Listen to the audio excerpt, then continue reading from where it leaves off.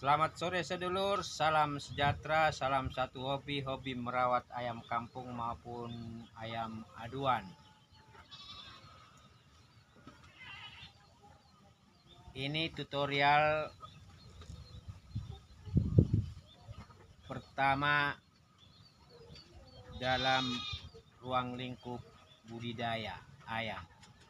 Tapi tutorial pertama ini tematiknya adalah mudahkah memulai budidaya ayam skala rumahan?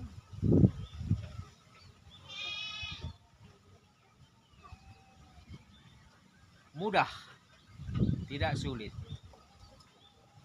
Dan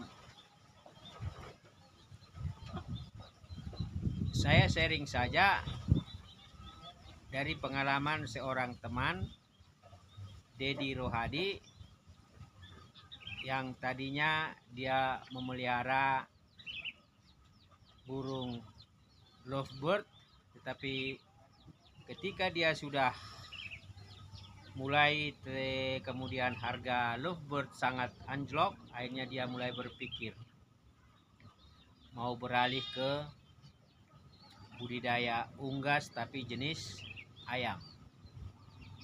Nah, dari sharing saya dengan beliau sedulur, ada beberapa poin yang memang saya akui dan saya setujui. Pertama itu adalah pertanyaan kecil. Apa niat, maksud dan tujuannya dalam usaha budidaya itu? Karena ketika niatnya bagus, kuat, dorongannya itu tinggi, maka dia akan menjadi sangat mudah. Nah, dari beberapa kali dia lihat ke kandang di sini, dan pada akhirnya dia nyatakan niatnya itu saya mau memelihara ayam. Nah, kan? Lalu beberapa hari berselang, dia datang melihat lagi, bertanya lagi, ibaratnya dia lagi orientasi. Tetapi dalam beberapa hari itu dia sudah menjawab pertanyaan kedua. Bagaimana membuat kandang ayam? Padahal situasi lingkungan rumahnya tidak ada lahan.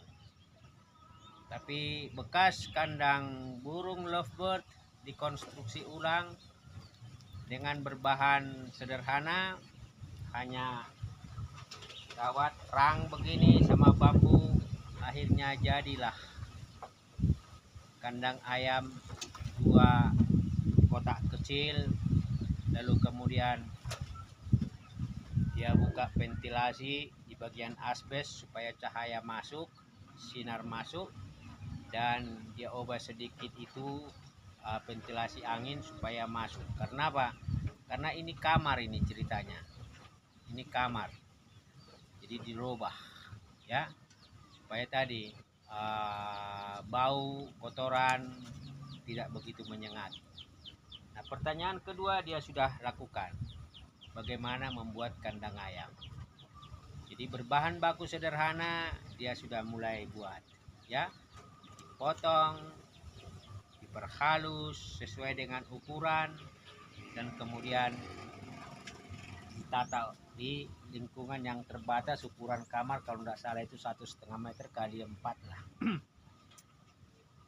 Nanti suatu saat kita akan perlihatkan ya keberhasilan beliau dalam 3 bulan pertama. Nah, ketika dia datang itu, pertanyaan ketiga yang dia mau realisasi adalah bagaimana mengisi kandang itu. Apakah saya harus mulai dari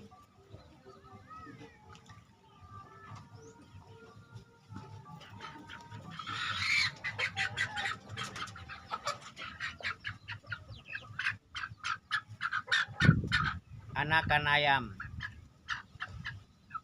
ukuran demikian atau lebih kecil dalam jumlah berapa ekor sesuai dengan kapasitas.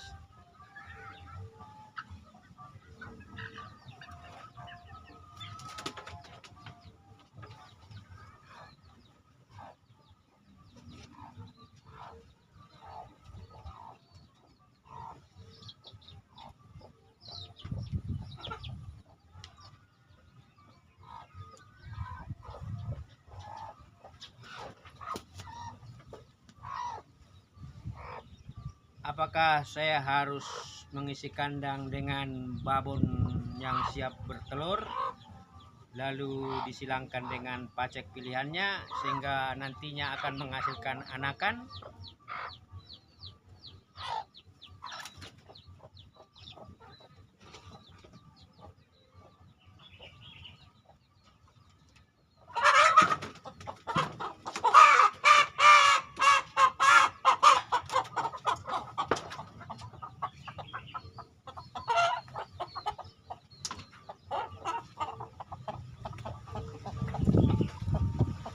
Ataukah saya harus mengadakan satu babon yang siap bertelur atau satu calon pemacek?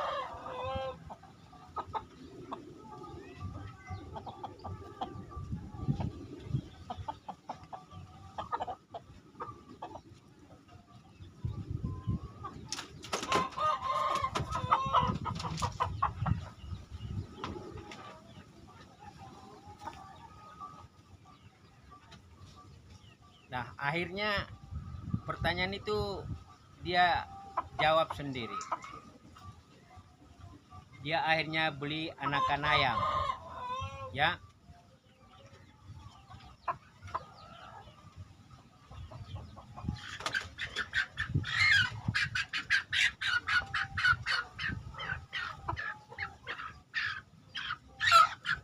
Yang usia 10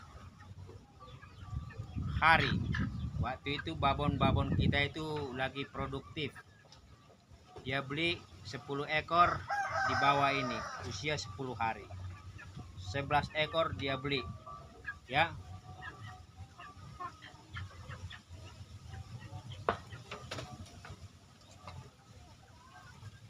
Mulailah orientasi perilaku, bagaimana mencintai dan merealisasi niat itu. Seminggu kemudian dia lihat lagi ada anakan ayam seukuran itu. Dia beli kalau tidak salah 8. Nah, dia belajar mengaplikasikan racikan pakan yang dia sudah terampil ketika memelihara burung lovebird. Ketika ayam kita menetas 3-4 ekor, langsung dia borong lagi anakan ayam, dan tidak sempat lama-lama dia beli lagi 21 ekor dari 3 indukan. Waktu berlalu, dia menyukai, mencintai pekerjaannya. Nah, artinya apa? Dia mulai meracik semua pakan-pakan. Memang keterbatasan lahan ada. Nah, kalau kita di rumah, lingkungan rumah punya potensi limbah rumah tangga, setiap hari itu sangat bagus memelihara, ya, ayam skala rumahan di rumah, di lingkungan rumah. Karena tadi rekreasi sifatnya, pengisi waktu sifatnya, menjadi hiburan sifatnya, bisa menjadi penyemangat, pengusir lelah, dan lain-lain. Dan itu juga bagian dari apa yang diniati oleh teman ini dalam budidaya ayam itu. Waktu berlalu, dia beli lagi anakan ayam yang, ya, di bawah ini. Nah, dia proses, dia pelihara. Nah, hampir mencapai 60 ayam. Maka dalam 2,5 bulan itu ayam kita bergeser semua ke dia. Nah, jadi pertanyaan pertama tadi, tujuannya, niatnya apa? Kedua, bagaimana membuat kandang? Ketiga, apa potensi yang dia miliki maupun yang ada di lingkungan, dan dia meracik pakan-pakan berdasarkan pengalamannya, ya kan? Nah, yang keempat yang dia sudah melihat adalah hasil dari budidaya itu sendiri. Dalam budaya ketimuran memelihara ayam itu sangat bagus, ya kan? Di saat-saat ada anggota keluarga dari luar kota datang, bisa dibeleh, dipotong. Ketika kita pulang dari pekerjaan lelah, kita bisa menghibur diri, memberikan ayam kita makan, mungkin beras, mungkin gabah, mungkin sisa nasi atau apapun itu, ya. Bertambah ayam kita, bertambah dan bisa dijual. Ada yang bertelur mungkin bisa dimakan, ada yang ya pokoknya menyenangkan, ya. Nah, artinya apa? Dalam hampir 3 bulan ayam-ayam dia yang tadinya ceking-ceking kayak begini, bobotnya bagus, ayamnya memang terpelihara, dan yang tadinya dari kita kecil-kecil akhirnya dia bisa mampu jual dengan harga yang sangat bagus, ya. Pacek-pacek muda usia 5-6 bulan itu tingginya ya ukuran 4-4,5 lah, dengan rata-rata di atas 1,5 kilo lebih atau mau 2 kilo. Dan sudah banyak para pehobi yang datang ke kandang dia untuk melihat-lihat hasil peliharaannya. Anakan ayam juga yang tadi itu dari usia 5 hari, 10 hari bertambah, berkembang dengan sehat, dengan tingkat kematian 0. Ya, kecuali ada kelalaian pintu ditarik, tapi anakan ayam kejepit kakinya dan kemudian luka lalu mati.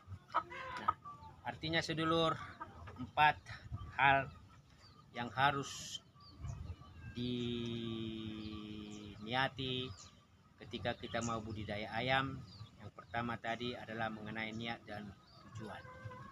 Rekreasi tapi bermanfaat. Yang kedua, bagaimana membuat kandang. Kandang sederhana dengan bahan sederhana, dibuat sendiri, ditukangi sendiri sambil lalu rekreasi, memahami apa yang mau kita kerjakan. Yang ketiga, mengidentifikasi potensi diri sendiri maupun di lingkungan yang ada untuk mengefisiensikan cara kerja dalam budidaya ayam itu. Yang keempat itu adalah manfaat ekonomi, ya. Tadi beliau sudah jual ayam-ayam jago dia yang muda-muda, dan juga itu ada babon yang dia sudah mulai pasangkan, ya. Dia malah membeli babon dari kita, babon cetak, Bangkok sama plaker pamaceknya, ya, dan sudah mulai bertelur. Nah, artinya apa? Dia melakukan satu proses belajar yang cukup dalam 4 bulan pertama. Dan saya salut kepada beliau karena dia konsisten fokus untuk budidaya itu. Dan saya pikir ya, dia menekuni usaha budidayanya meskipun dalam keterbatasan ruang yang sempit dalam kamar. Tetapi saya sudah melihat dia punya proyeksi akan memperluas dari kandang dalam rumah ke luar rumah. Saya sudah melihat motivasi itu. Nah, artinya apa? Yang keempat tadi ada nilai manfaat, ada nilai ekonomi yang dia sudah peroleh atau dia sedang proyeksikan. Nah, yang kelima tentu itu harus menjadi kegiatan yang berkelanjutan. Mungkin dari skala rumahan dia bisa naikkan menjadi skala ya usaha, ya. Dan saya melihat motif itu ada di sana, skala usaha. Karena apa? Ayam-ayam yang sudah bagus dia pelihara, dia jual dengan harga yang sangat bagus. Kalau saya tadi bilang ya mungkin telurnya bisa dimakan, ya, daripada beli dimakan. Mungkin juga itu bisa dierami, anakan ayam bertambah, anakan ayam bisa dijual. Ayam-ayam bisa juga dijual pada masa-masa hari-hari tertentu. Kalau saya jelas sudah saya jual banyak, ya, telur, anakan ayam atau apapun. Nah, 5 poin itu menjadi pertanyaan ketika kita mau memulai usaha budidaya ayam. Sulit? Tidak. Gampang? Iya. Dengan catatan kita kuasai teknis dan detail dari apa yang kita kerjakan. Niat itu kita sukai, kita kerjakan, maka sukses budidaya itu akan diperoleh oleh setiap yang mau memelihara ayam. Sehat selalu, salam sukses.